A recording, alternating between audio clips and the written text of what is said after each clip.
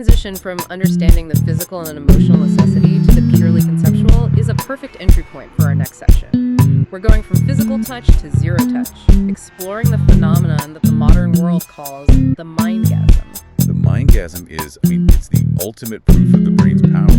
It's a modern slang term for an orgasm achieved entirely through mental stimulation, focused concentration, erotic imagery, and intense awareness without any direct physical genital touch. But hold on.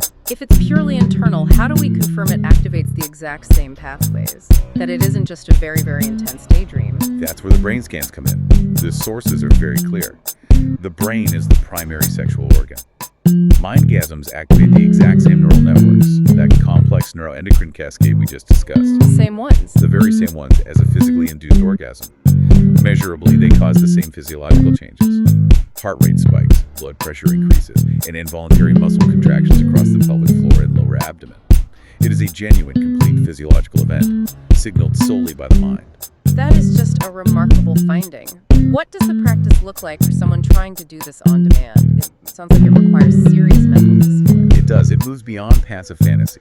It requires intentional, focused practice. The techniques often involve deep mindfulness, highly structured breathing exercises to manage arousal, and specialized deliberate control over the pelvic floor muscles. So things like advanced Kegel variation? Exactly. The Kegels aren't just for muscle strength here. They become a feedback loop for sensation. They build internal sensation and control, allowing you to feel and amplify subtle changes within your body. It's like giving the mind a direct line of communication to the physical response. And what's the experience like? It's often described as feeling hands-free, sometimes more diffuse, and occasionally more sustained than a traditional climax. If this is an inherent capability, a built-in biological potential, did any of the sources suggest that ancient cultures documented this, even if they didn't call it a mindgasm? That's the difficulty. While the biological potential has existed forever, people have likely had spontaneous mental orgasms during dreams or intense visualization throughout history.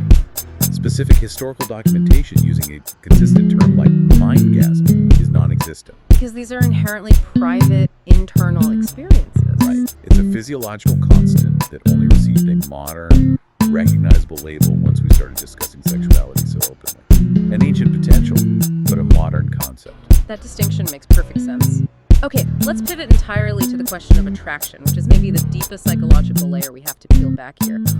Why do some women show a profound preference for partners who exhibit dominance, or intense confidence, or traits we might even associate with aggression?